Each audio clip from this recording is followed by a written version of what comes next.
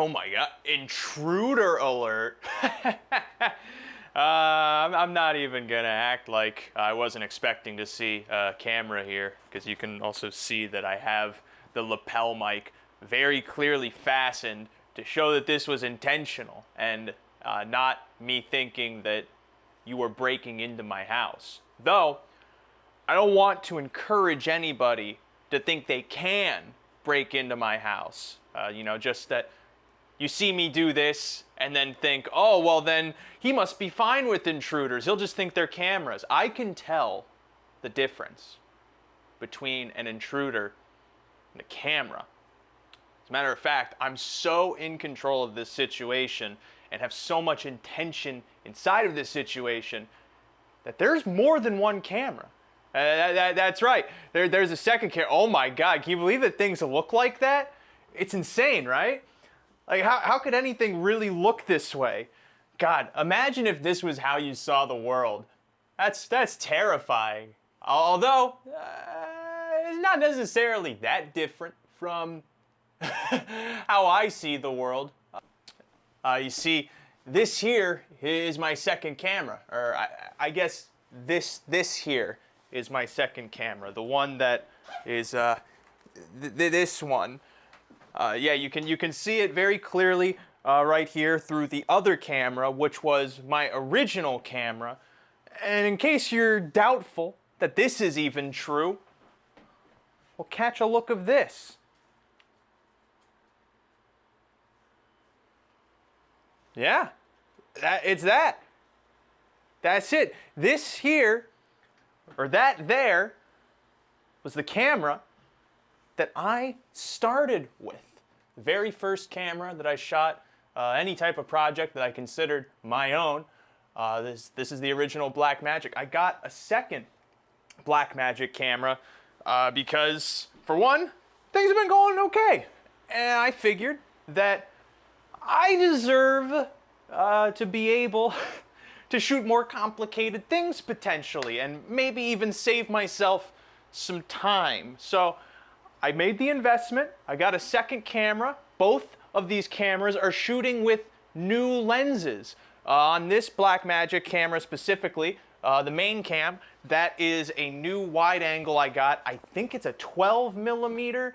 I don't remember exactly. No, I think it's a 17 millimeter. That's what it says. So it's kind of close to a wide angle, but it's not the widest angle I got. That would be now on the original camera. Yeah, this ain't no ordinary lens. This is what everybody knows as the skateboard lens. This is how skateboarders see the world. That's how they can do so many awesome flip tricks. And plus, when you're watching the videos, that's why it looks like this. It's not like any other type of like technical thing. It's actually quite true to the form of skateboarding. But all of that aside, it's been a while. It has been quite a bit. I'm happy though, if you decided to come back in and stick around and see what's going on. Because today I want to talk mostly about just, in a way, how things have been for me, in the hopes that maybe it's resonant with maybe where other people are at, or something that you watch and then a year and a half down the road, you wake up in a cold sweat to, because it's one of those odd memories that breaks through your blood-brain barrier during a dream. Because for some odd reason, the most inconspicuous thing that you could see as like a 6-year-old boy at a Renaissance fair will awaken inside of you as a 25-year-old man and raise way more questions than you ever thought possible. But that's not what this video is. This video is about just patience. It's something that I've talked about a lot in most of these videos, I feel like, but even just in my approach to art, to making things, to creating in any capacity. I don't really know that we need the skateboard lens now anymore though, so I'm gonna turn this camera off. Thanks though for stopping by.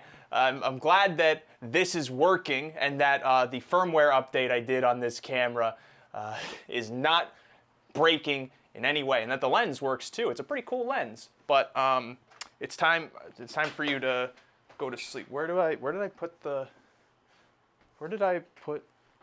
Oh, here it is. But for now, it's time for you to go to sleep. And just like that one time I went to that shady doctor, you'll be asleep when I'm done with this count of 10. 10, 9, 8. Bozo. Anesthesiologists love that game. That's their go-to joke. They don't have any other material. And no anesthesiologist I know is brave enough to give the sedation and then start telling the story of their life. Just too cosmically an ironic joke, potentially even for them at their salary bracket, I guess. Maybe I'm thinking of this phrase because Joel Haver just came out with a movie that has somewhat of a similar title. I only watched about half of it because I had it on while I was working on other things, but a phrase that's been running through my head every so often these last few weeks is just the idea that everything comes with time. You don't know who I am. You might have some idea of who I am. I'm not even talking just like on the filmography, the discography, whateverography you want to talk about. The geography. I mean, I got concaves and mountains. But I am navigating this space the same way everyone else is. And this is where it's going to start getting into kind of waxing poetic, so I apologize if it starts sounding kind of trite and contrived. But when I started making things, you have this conflict inside of your head between doing what you feel right doing and doing the things because you want to do them, and of course the natural evil of the world, which is needing to survive. And there's nothing necessarily wrong with this dichotomy. There are many ways that we could improve upon that dichotomy, but that's not inside of this video. So a lot of my life has been balancing trying to be sustainable and making things I feel proud of. And I know a lot of filmmakers grapple with this issue too, because after all, everything that we do only falls under the umbrella of show business. Emphasis on the word business.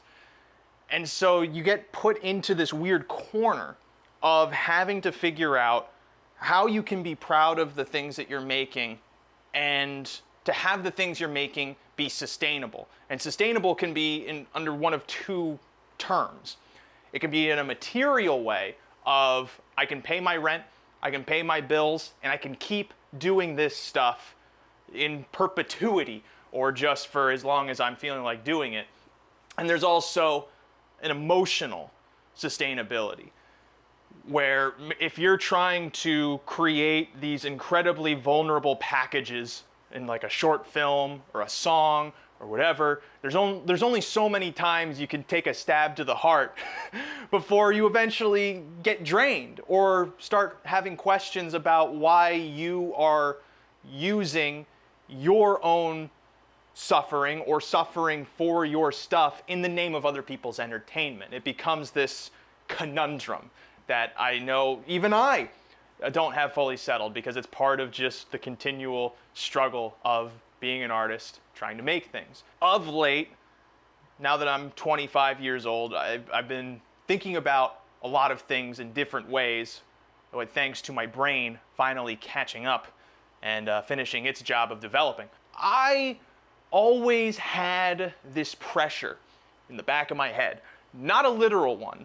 So if any neurosurgeons are watching, I don't have a glioblastoma, or I have glee. That's all I have. I don't have eoblastomas, I just have the glee, okay? I always enforced this expectation onto myself that, for one, you have to be better than everyone else. That thought derives from that material sustainability. The only way you'll be able to make the money you need to make your ends meet and do the things you want to do is to be better than everybody else. That's the only justification possible for your labor being rewarded. Obviously, this is a fallible claim and not necessarily true when you just look at if you just value labor in particular ways. But along with that, I always felt this clock ticking, that for one, someone else is going to beat me to the next great idea. When you look at what art is supposed to be in terms of authenticity and genuinity, to make up a word, that's not necessarily true. No one is going to beat you to the idea that you specifically are going to make. But your brain, in its preliminary assessment of these things, will believe that to be true. And on top of that, there's also just that fear of how long until something goes wrong. You know, from my experience growing up, I saw a lot of people have the bottom fall out from under them. And so you then adopt this cultural narrative that something going wrong isn't a possibility, it's an inevitability. And that there creates a greater pressure to get the ball rolling in the direction you want to before you are physically incapable of doing all of the hard exploitative work it takes to even get a yard down the field. This is also not necessarily true. It's something that I've realized has been informally taught to me just through my experiences. And a lot of that has gotten in my way. The very first thing I made this year, the whole premise was trying to let go of these burdens, to let go of this pressure that I impose onto myself. And in many ways, I've been able to do that, but it hasn't come as quickly as you would hope. But that's not a terrible thing. You don't heal overnight. Getting over these things, processing these things, and trying to build a better tomorrow only comes with time. I've been more accepting of that as of late, especially since I am not kidding when I tell you I've probably breathed my first bit of fresh air in the last 10 years recently. To open up a bit, you know, I deal with a lot of anxiety. I have compulsive tendencies, which they're not unique. They're unique to me, but it's a consistent problem inside of our especially hyper and modern world. But I never really gave myself the time to actually sit and think about how this has informed the way I see things and even how I interpret reality to be. But now that I'm in a place where I can remove a lot of these pressures of sustainability, of just the idea that I have to earn my existence, the easier it has been for me to approach and engage with the things that I want to. Big fucking twist, right? Makes sense that when you relieve a lot of your self-imposed pressure, that you're better able to perform the tasks that you want to. That's the main endorsement everyone gives to therapy, and that is one I even give to, though I have somehow been able to do all of this on my own, and with thanks to my partner, who has also been instrumental in helping me unravel these things, see things in a new way, and on top of that, be a better version of myself than I was before. I deal with this pressure of not performing to the level that I want to, but in part, I also have to recognize just what exactly my prerogative is. And that's a question that I feel many artists should ask, because there's a huge difference between functioning as entertainment in a way that maybe, garners fame, notoriety, all of those abstract things that swell people inside of this whole industry, versus what is it that you're trying to do. There's a big difference. I've always viewed the stuff I make as me trying to articulate a point that is beyond just me.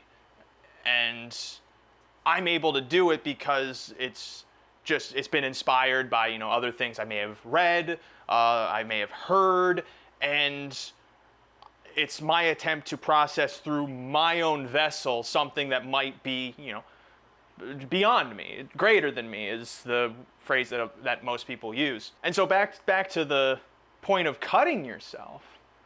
If that's what my prerogative is, and that the stuff that I make and do will be a bit more vulnerable in that way, will be forcing me to ask some uncomfortable questions about myself and even just the world that I'm in, how can I expect to do that on a consistent level, especially when I'm not in a place where I can be emotionally removed from a lot of it.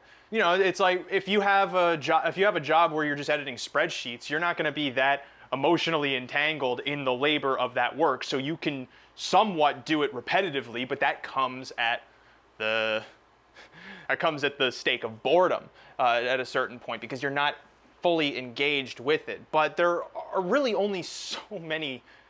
There's only so much energy you can give to that incredibly introspective space before you start feeling weary and maybe even unconfident and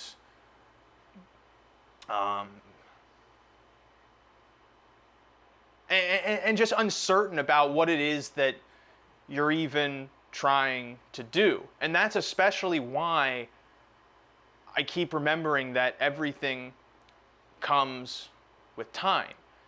I have worked my butt off in what is my main job, which is working inside of horse racing, for 10 years.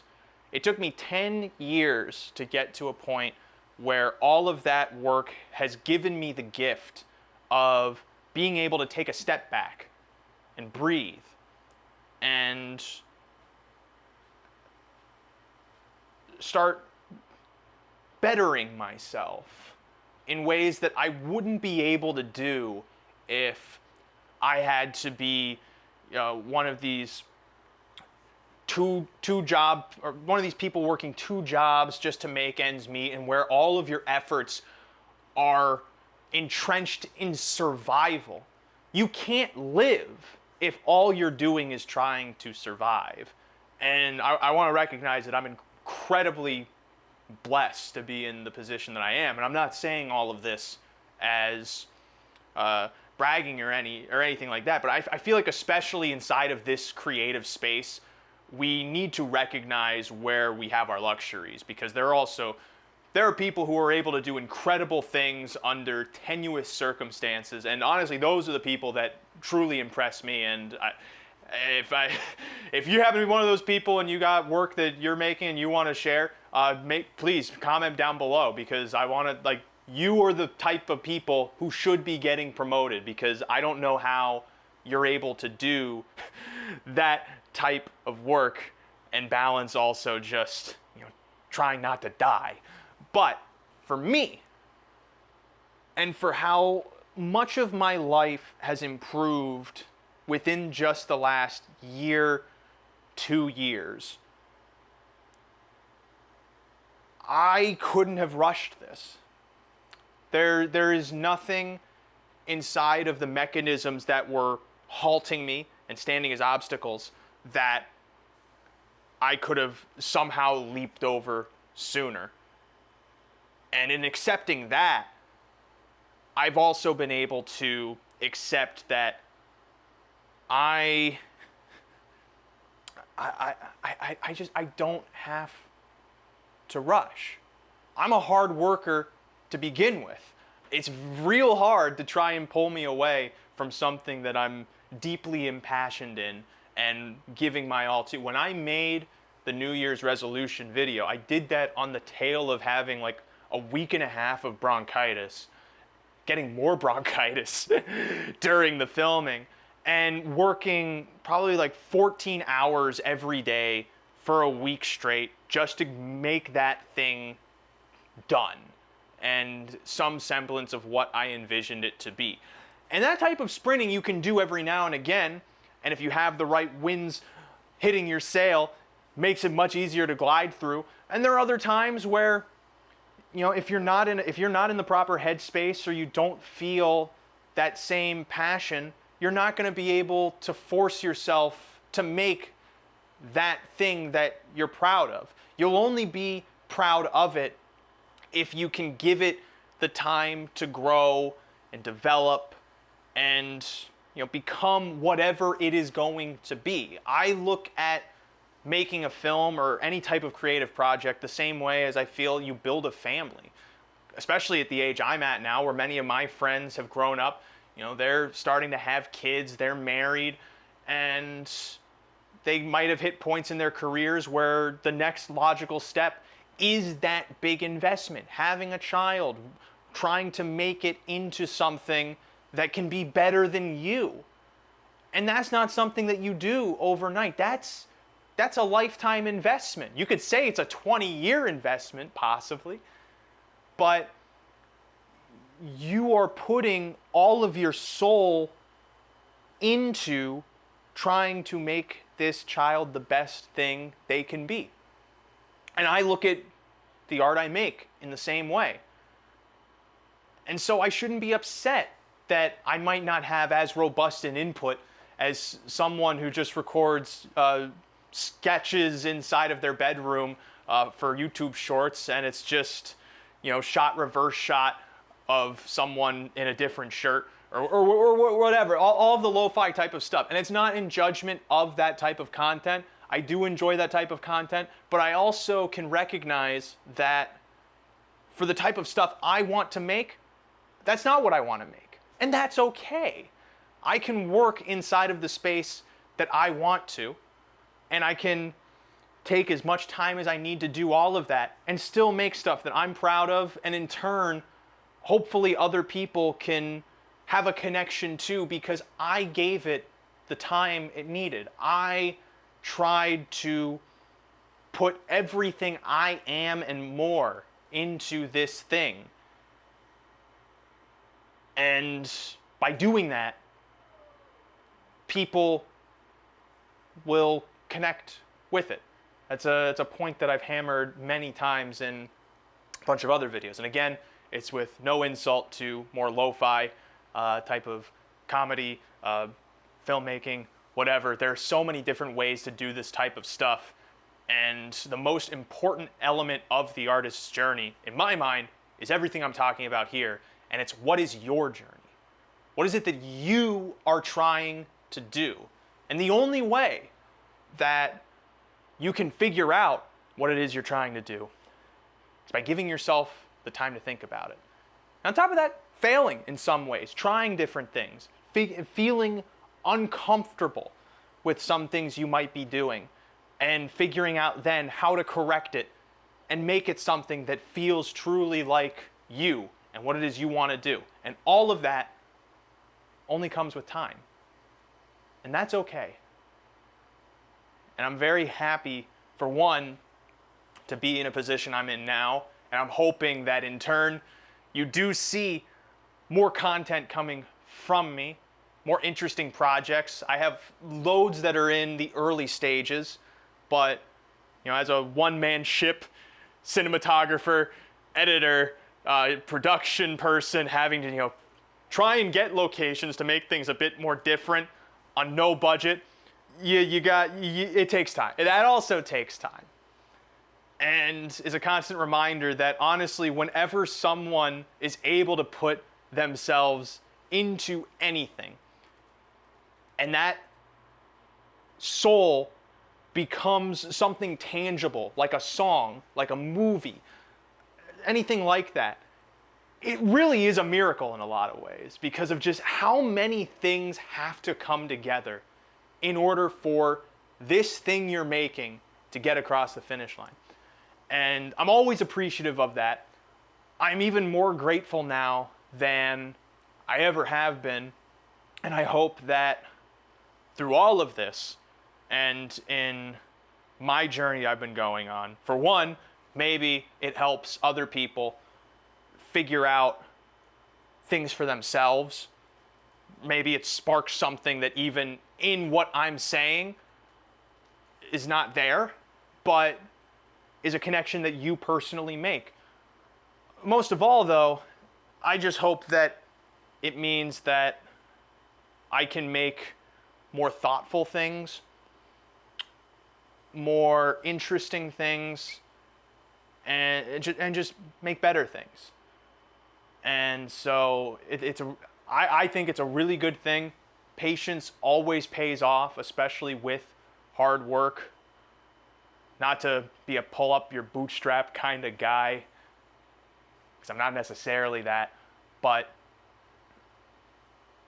there is room to do the things you want to do, and you just have to accept that if you really want to do it, it's only going to get done with time, and you need the patience to be able to persevere through all of that monotony and just mess that you're constantly having to go around just to get that thing across the finish line.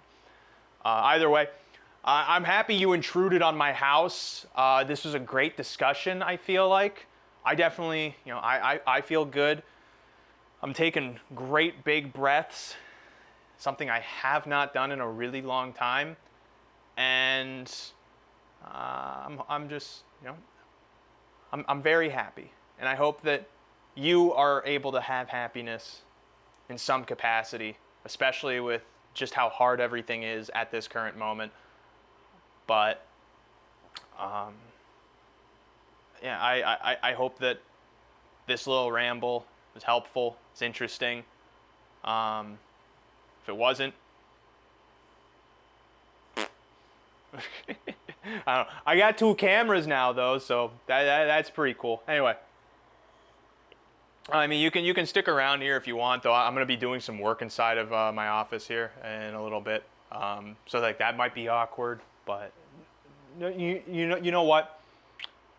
I'm just gonna leave you with this room. So the tripod is in the way of the door, so I can't give you that much privacy. I'm just this is your house now. I'm gonna move out today. Just give me a couple hours to grab my things, and I'd say don't make a mess of the place, but it's not like I'm coming back here at this point, because very clearly you're squatting. I'll respect that, and I'm gonna at least just make some lunch before I go. So yeah.